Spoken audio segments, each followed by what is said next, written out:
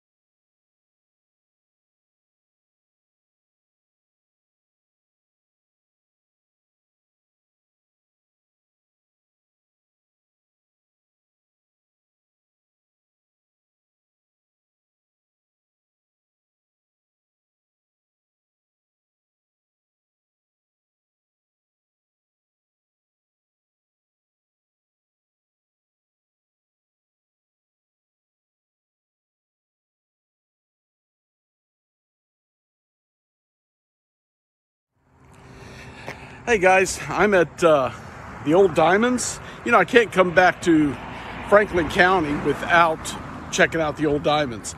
Most haunted place I've ever been in. Wild.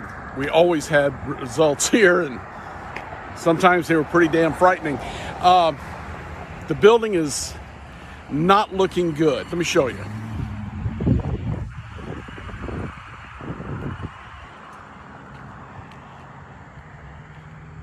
Check out the holes in the brick.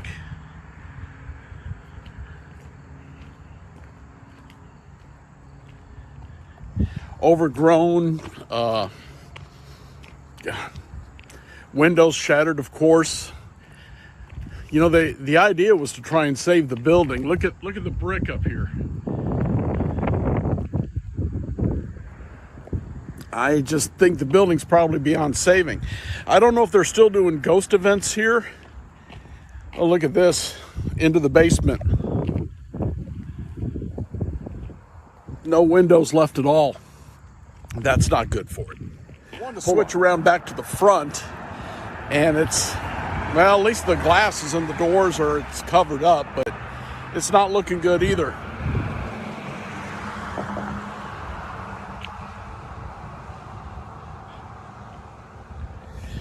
I hate to sound old, but I remember when this soft maple was just a tiny little branch.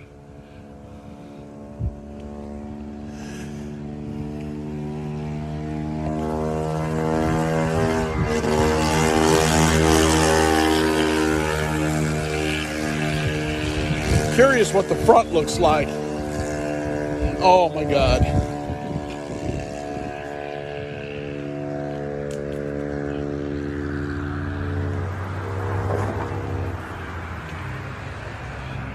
This is a tragedy. This was a big part of Route 66 history. God. Aside from being just so amazingly haunted, and it was a blast. I was on, I think it was the first organized investigation here. Back in the day, I think it was called Missouri Paranormal Research.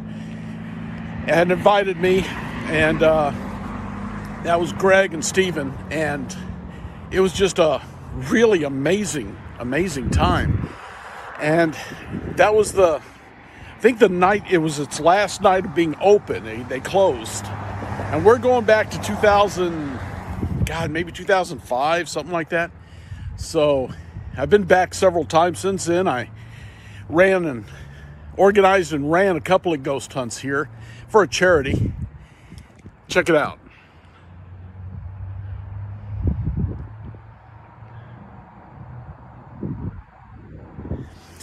Again, I don't know if they're still doing it. NPR was, as of a couple, 3 years ago, I know.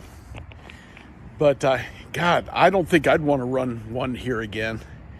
Definitely have to walk through it first, and I don't think that's going to be an option, especially since I'm in North Carolina now. But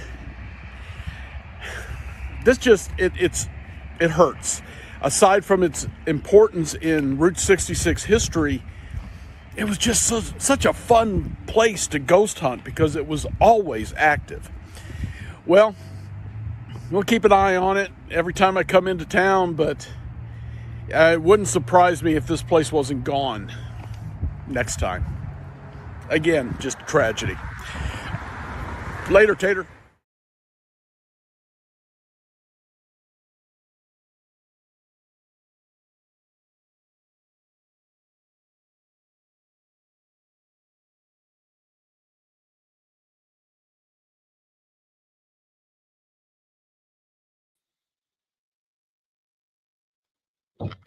Good evening, boys and ghouls. I am Dan Terry, your ghost host with the most haunted, and this is a special one. I tried to get Teresa Reevy to join me and Tim Clifton.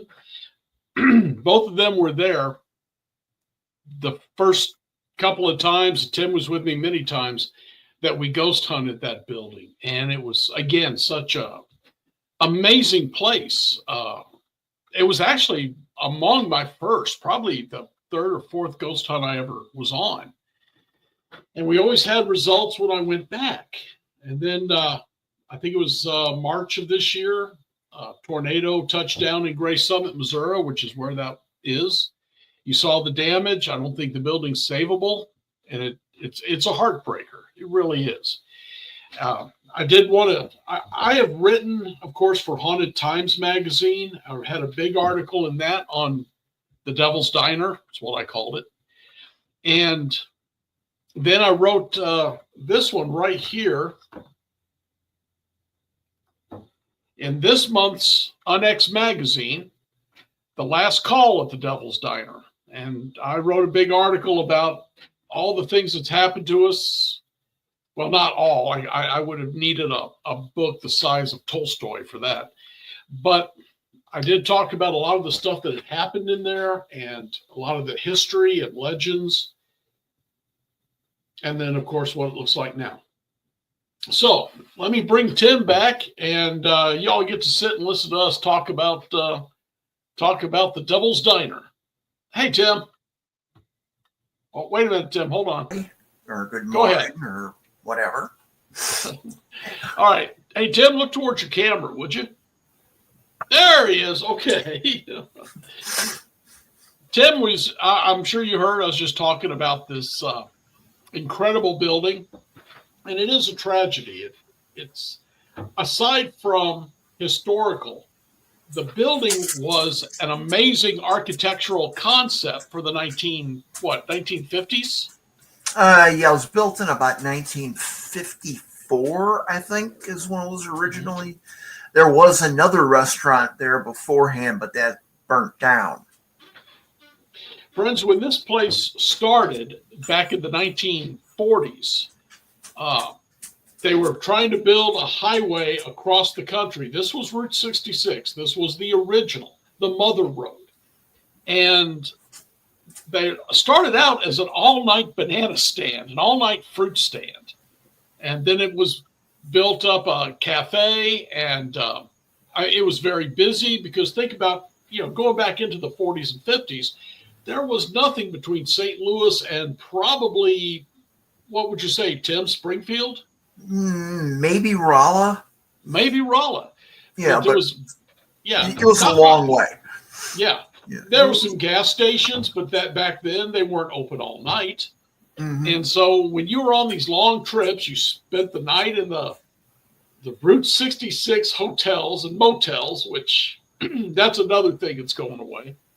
And you drove all day and you stopped someplace like this for lunch.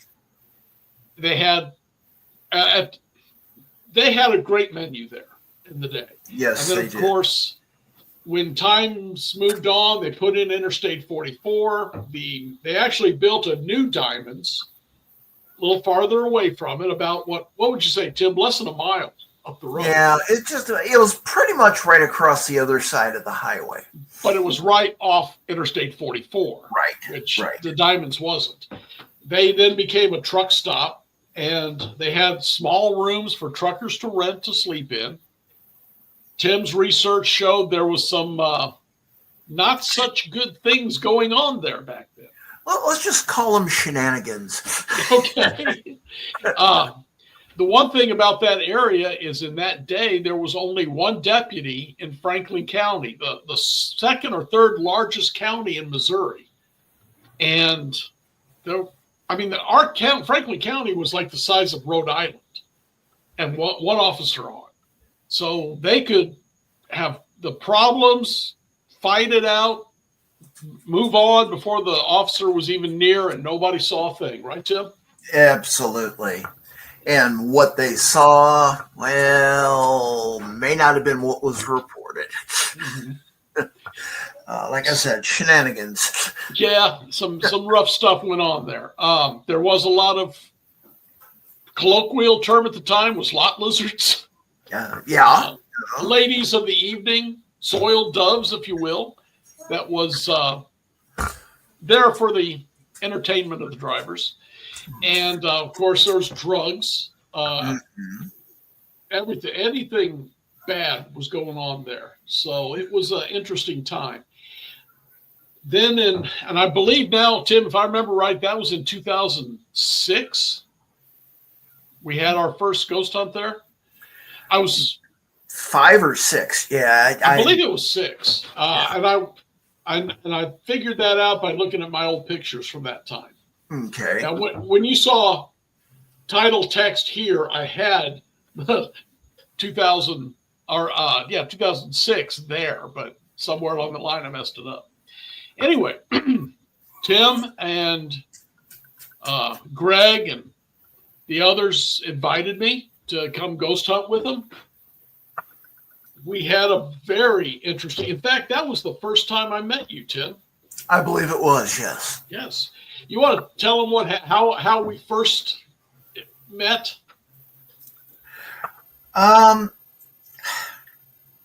not recalling exactly. Okay. I know we met at the diner, but we had spoken on the phone before that. I was going upstairs. I'd been in the basement. That's where I had the rock thrown at me. Mm-hmm. And then I decided to go upstairs. Me and Sherry, my wife, for those who don't know, was going upstairs. And there was 2 men carrying Tim down the steps, one under each arm. And he looked me in the eye and he said, "Dan, be careful up there. Something is evil." Mm-hmm. What happened up there, Tim? Well, we started, we had done an EVP session, and even though at the time, I never checked my recorder right away. One of the others, I believe it might have been Greg, he would wait for a few minutes and he'd play it back and listen to it with headphones. And he's like, "You're not going to believe this." I mean, we were getting EVPs, class 1 EVPs, straight out the board. And of the EVPs, the one I remember mostly was, it just said, "Leave now," in a very menacing tone. I started to sense there were spirits there, but there were multiple spirits there. There was a spirit that was just evil. I won't say demonic, but about as close as you could get. But, we all know evil people in our lives. Oh, here comes the dog. Okay, well. So when we heard this, I was like, I'm not going to put up with this nonsense. And I spoke directly to this evil entity. I said, "No, you are the one who's going to leave, not me." there's not much you can do to move me. I was, quite determined. No. At the time, I was known for being rather aggressive with the spirits, and no. So I had I started saying Bible verses. I don't recall which ones because it's been a few years, 20 years. But at that point, at first I was slapped in the face rather hard, knocked my glasses off. And when I bent down to pick my glasses up, I was picked up and thrown against the wall. And Dan, at the time, I was probably pushing 400 pounds. I was going to say, you were a good 350 back then, I know. Yeah, I don't know exactly, but I was picked up like a piece of tissue paper thrown against the wall, which kind of startled everybody, including me. I didn't anticipate. I'd been hit and scratched and stuff on investigations before this, and the power of what was there was eye-opening, to say the least. So a couple of people helped me get up, and that's when we came down the steps, and that's when I met you. And, I believe you and Sherry went upstairs and started doing another EVP session. Yeah, we got nothing there. The only EVP I had ever gotten there was in the basement. Mm-hmm. And I'd been trying for at least an hour. And the problem was people were walking through the basement the whole time, Yes. So Greg called out, opened the door, yelled down there, "We're going on lockdown. Nobody moves for half an hour." Uh-huh. And as soon as he said that, I said, "All right, this is going to help because now, buddy, it's just you and me." Mm-hmm. And later on, I heard a voice on the recorder right after I said that said, "Good." Yeah, there was a spirit in the basement. We kind of tagged him as the hermit. There are numerous alleged stories about him. Mm-hmm. The one I find the most fascinating is he was a Korean War veteran who lived in the area, or possibly was related to the owners. I could never establish solid fact on that. But unfortunately, like so many of our soldiers, he went away to war and he did not come back completely. He lived in the basement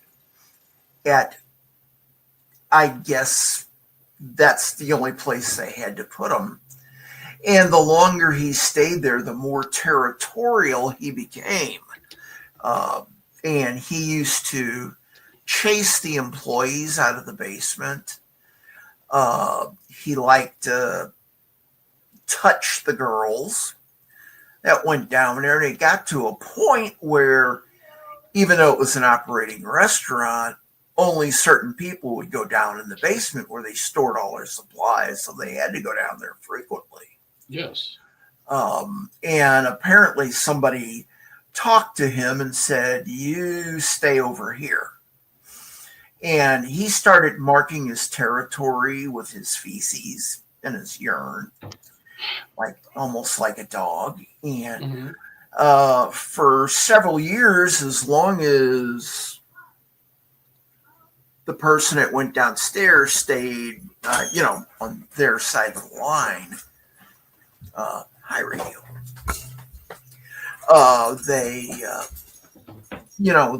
They weren't bothered.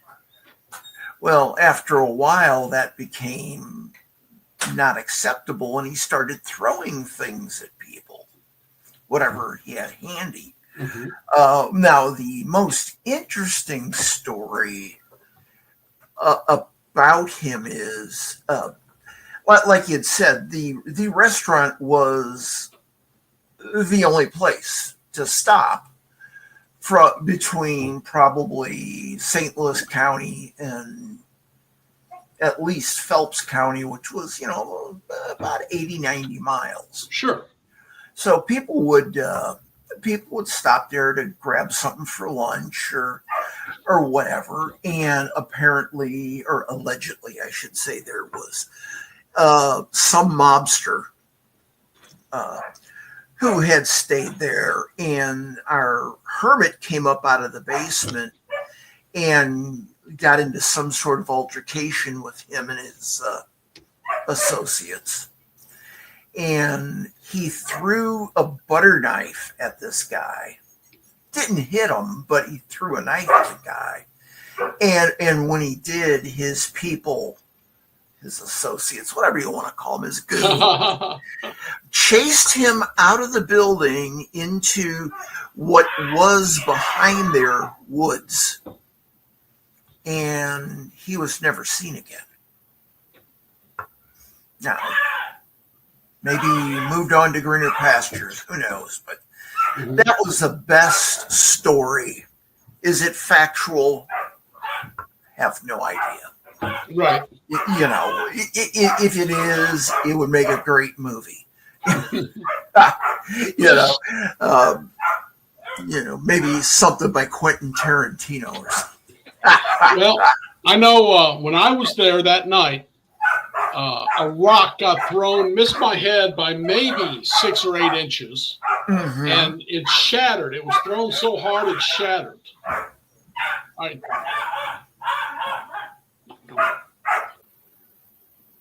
Okay, we had a little issue there, but go ahead, Tim. You were talking. It's taken care of. That was one of the more interesting stories. And as we dug deeper into, I went and spent a whole day at the local newspaper's morgue, which is, for those that don't know, where they keep copies of their papers. And this was a true paper search. This was not a computer search. And we found out lots of things about the place. One of the more interesting ones is after the police started getting called over and over again, a person who, I know their name, but I will not mention it, because the newspaper started running articles about all these shenanigans. They bought the newspaper, which then ended all the oh my Lord.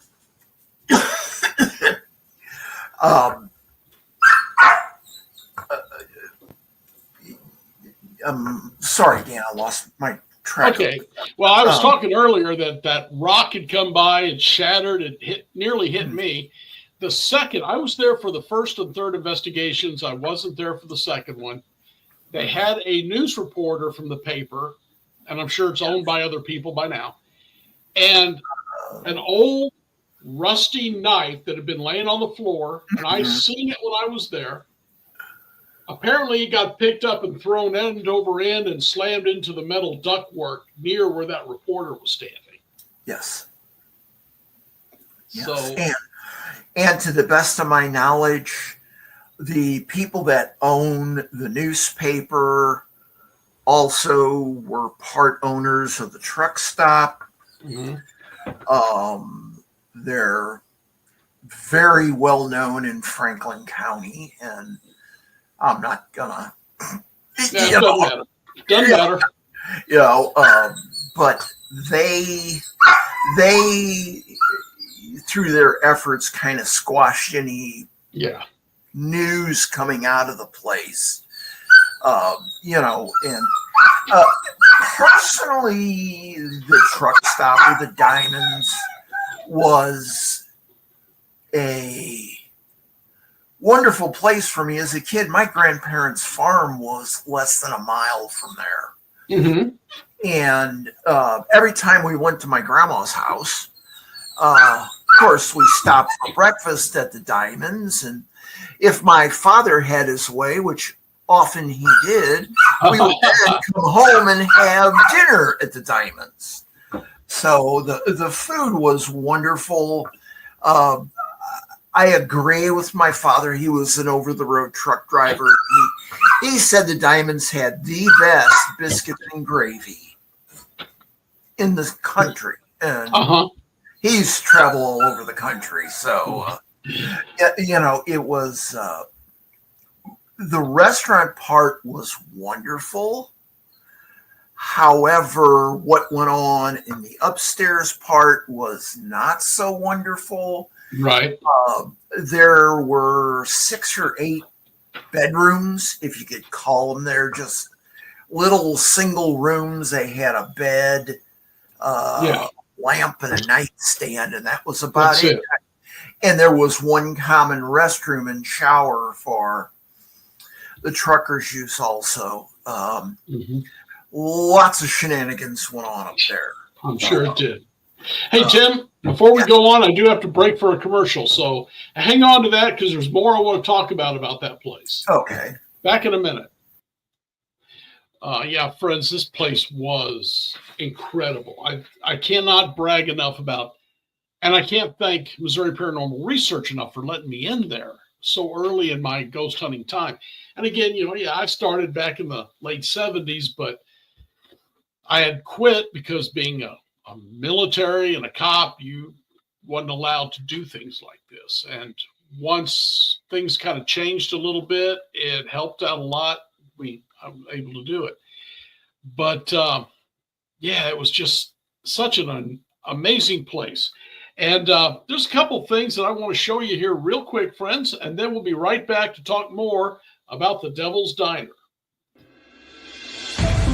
The new book, How to Research a Haunted House by paranormal investigator Margie Kay and professional researcher Violet Wisdom, is now available from Unex Media. This one-of-a-kind book explains how to do research on a house with uncommon methods and resources used by historic home researchers, and how to determine who may be doing the haunting and why. How to Research a Haunted House can be used by homeowners, renters, investors, and it should be in the library of all professional paranormal investigators. Get this unique book at unxmedia.com or amazon.com. That's unxmedia.com or amazon.com. Don't miss the supernatural event of 2025, the biggest, best, and original ghost conference in America returns June the 26th through the 29th in Alton, Illinois. The Haunted America Conference returns to one of the most haunted small towns in all of America for our 28th annual event. Join us for new and returning speakers on ghosts, hauntings, the paranormal, and the unexplained. Plus, how-to workshops, question and answer sessions, special events, haunted tours, and much more. The Haunted America Conference is always the most fun you'll have at a paranormal event. We look forward to seeing you in June 2025. You won't be sorry that you've come to help us celebrate 28 years. Visit ghostconference.net to register today. That's ghostconference.net. The Unex Network presents a health and wellness spiritually based brand of hemp-derived CBD products made by Hopewell Farm in Harrogate, Tennessee. We apply our Cathara energy work with all of our plants and products. Our products made in small batches with only 2 ingredients of pure hemp, full-spectrum crude oil, and coconut-derived MCT oil. Third-party lab tested for potency and legal THC levels with 6 strengths of 1 ounce oil to choose from. Know what you're buying and get what you pay for from Hopewell Farm. Applied directly to a specific area, Hopewell Farm topical salve in 1 ounce and ½ ounce sizes made with pure hemp crude oil, comfrey extract, and all natural ingredients. Find the Hopewell Farm link and coupon code on the Unex Network website at unexnetwork.com. That's unexnetwork.com. Tim, I want to get right back to the story here. Now, the first night we was there was something happened. If I remember right, I think some milk or something in the little metal containers got pushed off the ledge. And that was the last meal being served there. Mm-hmm. Well, it was a coffee pot. Okay. It was sitting on the counter. It levitated 3-4 inches off the counter, sat back down, and flew off the end of it and shattered, causing the entire restaurant to become absolutely silent. And at the time, the restaurant was opening and functioning, and the statement, the silence was deafening, definitely fit there. Everybody in the restaurant stopped and looked at that. And that was when I first started picking up on this place is special. There were spirits in the dining room. They were mostly harmless. They weren't very interested in talking with anybody. And there was one spirit that just seemed to relish the silence.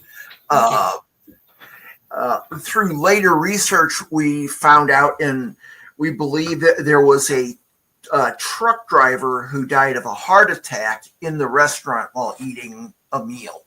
Mm-hmm. Now, it's not normal for a 40, 50-year-old man to drop dead of a heart attack like that. So it was alleged that there probably was some speed involved. Because if you were a trucker, back in the day, yes. He didn't like all the noise and would occasionally break something just to get a moment of quiet. There were so many stories the employees told us that night.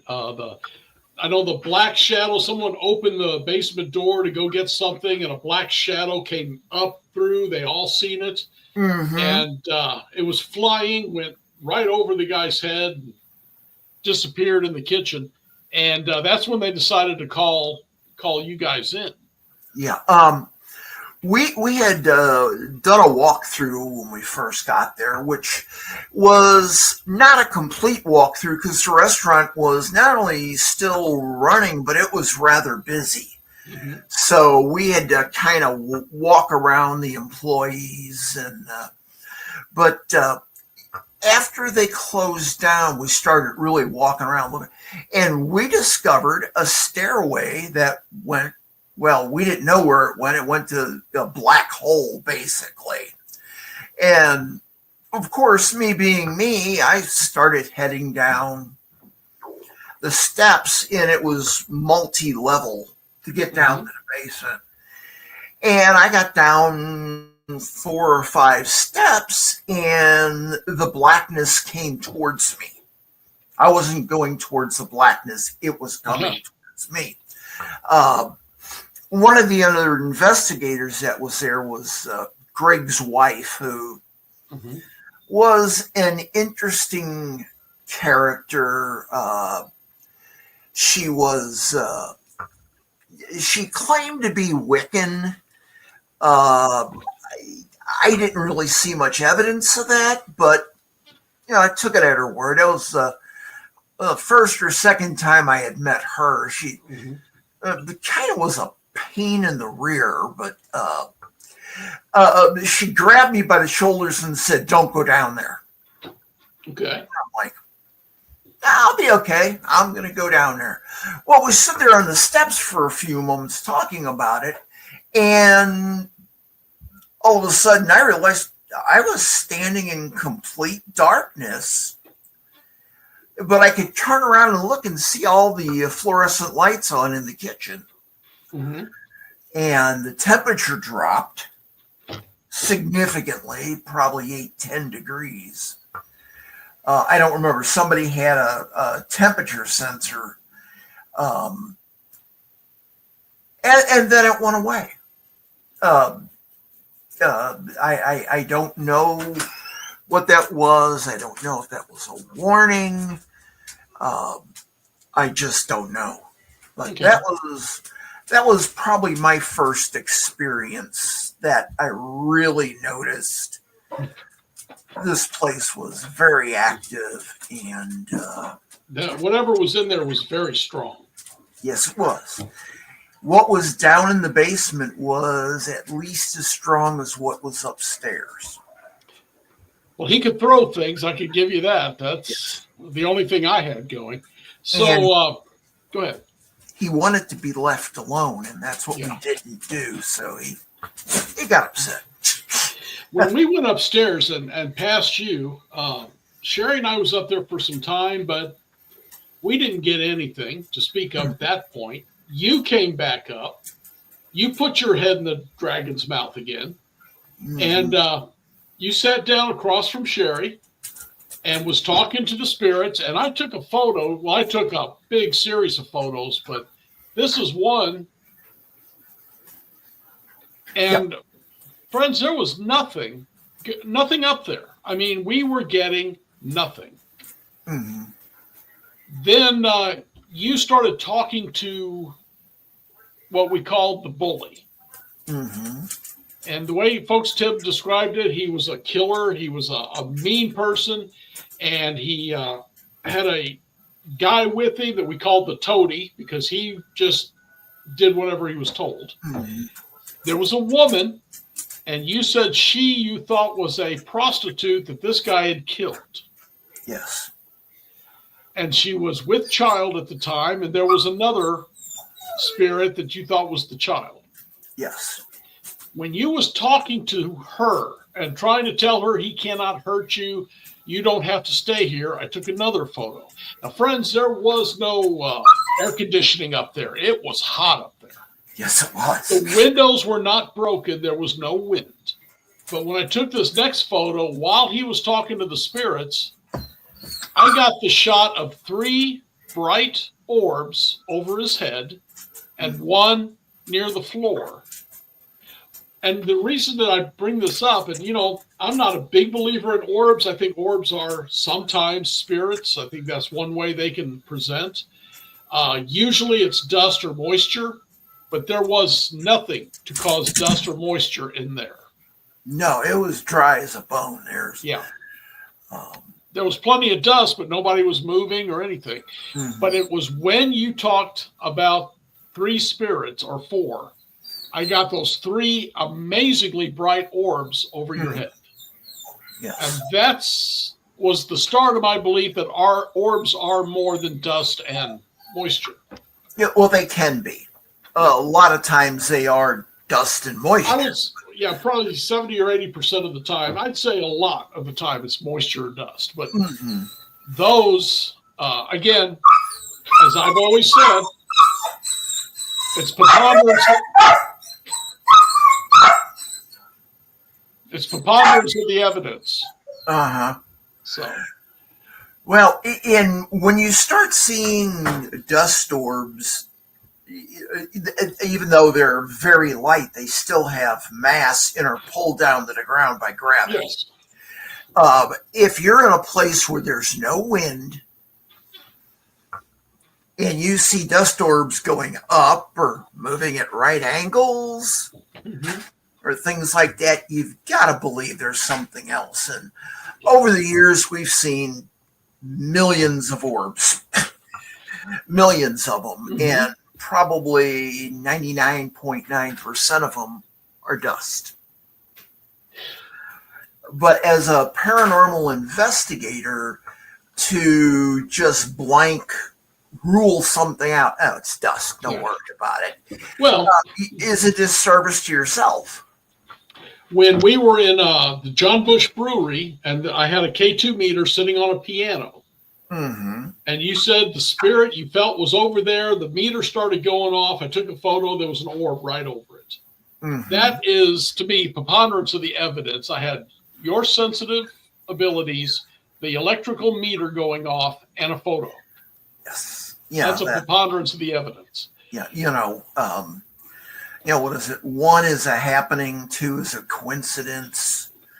Three is a fact, yeah. Three is, that seems to come up in so many things in life, Right. But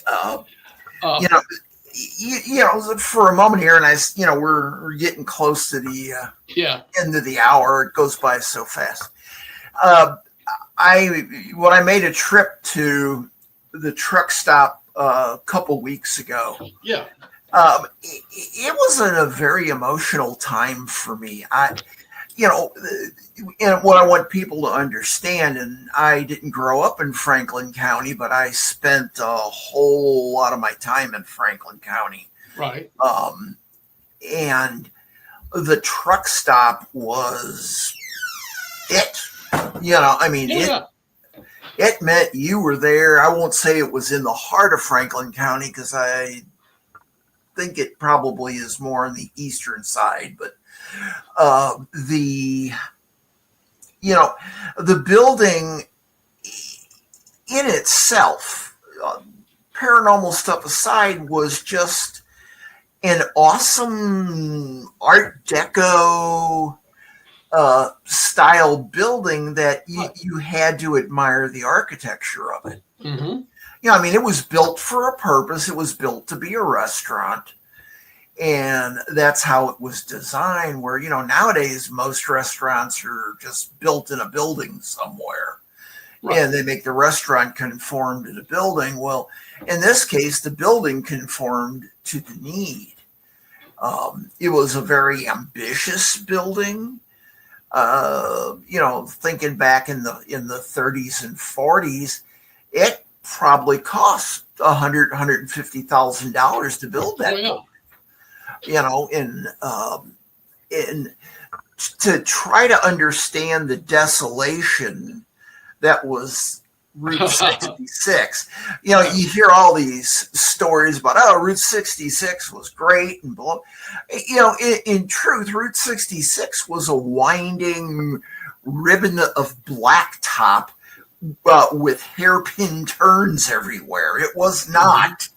We're used to, you get on the interstate and you just go. Back then, you had to really drive your car. Yeah.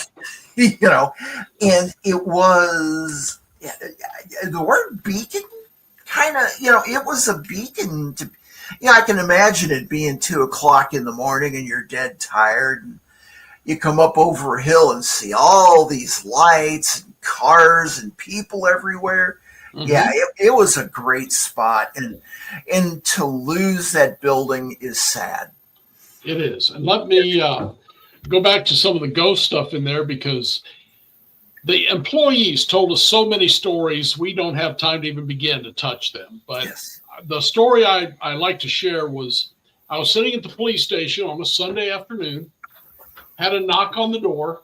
There was a guy out there who had just been released from prison. He was wearing a do-rag. He was wearing, he had tattoos on his fingers. And I don't remember what they said, but it wasn't pleasant. Mm. And he was just, tattooed, big, strong, scary-looking guy. I don't know if I put him in prison. I don't remember him, but if I did, I'm about to get my butt kicked. Yeah. And he said, and you could tell he was very uncomfortable talking to a policeman. And he said, guys down there at the bait shop said you might be interested in hearing my story. I said, all right, bud, what's your story? And he said, well, I was a security guard for the Tri-County truck stop. And then he starts breaking down on me, Tim. Tears are welling up in his eyes. Goose flesh is popping up on his arms. And I'm going, whoa, come on in. Sit down, buddy. Tell me what's going on. Things that happened in there had scared that poor guy so bad. And one of the stories he told was they went upstairs. His brother was still working as a security guard, even though it was closed. Mm-hmm. And he was living in a trailer right outside the shop, the store. And this guy went to visit him. He used to work in there. So he was helping his brother, but before that, he'd worked in there during the day as a short order cook or a dishwasher or whatever. And he said his brother told him about the little girl and the old man ghosts that followed him around, and he said, they're okay. They don't bother me, but I won't go upstairs. Yes. The guy said, well, I'll go upstairs. I'm not afraid. He goes upstairs, and things start happening. Doors slam at him. He runs back down, goes back again with his wife and his nephew. And the chair was one chair was spinning. There was a lot of stuff going on. And he said there was like a explosion. And he turned to tell them, see, I told you they were gone. They'd already ran down the stairs. So he ran down the stairs. And he said his brother told him just before he stepped out of that door onto the porch in the back, the place shook like an earthquake. Yes. Something in there was just amazingly powerful. Scared that kid enough that years later he'd come crying to me about it. Mm-hmm. Well, that's kind of similar to so many of the stories we got from the employees. Yeah. But the most interesting employee is my son-in-law's grandmother, and she had worked there for over 20 years. Uh-huh. And, I talked to her and tried to get her to, it's like, you got to have good stories. And she said, oh yeah, I have lots of stories from the place, but I'm not going to tell you them because I don't want to have nightmares. Huh. So yeah. It was interesting. As we tried to talk to the employees, either they were fountains of information or most of them's like, I'm not talking about that. Yeah. So if there was nothing there, what is the nothing you won't talk about? Right. Well, back around, I guess it was I think we did it 3 times. So I think it was 2017, 18, and 19. Mm-hmm. The library in Pacific, Missouri, got permission from the current owner to let us go in, and it was a charity event. We sold the tickets, and they got all the money. I know first year I did it. The second year, me and Greg with Paranormal Task Force now. Mm-hmm. We both did it on alternating weekends. And then I believe they did it, or we both did it again, I think, the following year. But when I was there, you were there with me and a few others. Mm-hmm. And there was a lot of weird stuff going on, but we had done one, I want to say it was in 2019, we did it on a Friday and Saturday. Friday night, Saturday, I'm back doing it again. And there was a lady come in. She goes, hey, I was on the tour, and I just want you to see this. I was on your ghost hunt last night, and I just want you to see this. Where we're going to be is in between these tanks or boilers. Yeah. All right, so what we got here is, well, let me do it this way. Let's start here. The high circle, the top circle, if you'll notice, there's a pipe running down it. Underneath is 2 hands or claws, or paws, or something. And just above those almost looks like the face of a spider monkey, but it's some kind of something was there. And you had been down there with me. You felt some weird stuff going on. Mm-hmm. Also, you had found in your research a boy had been hit by a car back in, I want to say, in the 60s or early 70s. Mm-hmm. And they carried him in there waiting for the ambulance, and the ambulance was too late. He passed on. Now, if you look at the lower circle near the bottom, there's a face of what looks to be like a boy, short black hair. His neck is at an odd angle, like it's turned to one side. And he's got an ear sticking up, like he's one of the folks that have ears that stick out. We've seen that before. So I don't know if the folks can see it. You've seen it. I've seen it. This is the picture without the circles. Looks to me almost like he's wearing a T-shirt too, a dark colored T-shirt. And then this one that blows up on the boy just a little bit. Of course, it gets fuzzy, but you can kind of see what's going on there. Mm-hmm. What's your opinion, Tim? Because you sensed the boy. You found out there had been a boy die there. Got a boy, and we got something hanging on that pipe near him. What do you think? Well, the boy is, I believe, the boy who was killed. He's just kind of hanging around. He wasn't hurting anybody. He's just kind of hanging around. The other thing is probably was what was the evil thing in the basement. It wasn't going to let go of that boy. And they're probably still down there today. And when the bulldozers come and tear all that out, I guess we're hanging around in a vacant lot. I just always thought it would be cool if they tore the building down, that they would build something interesting there, not just another big box, or at least place a plaque there,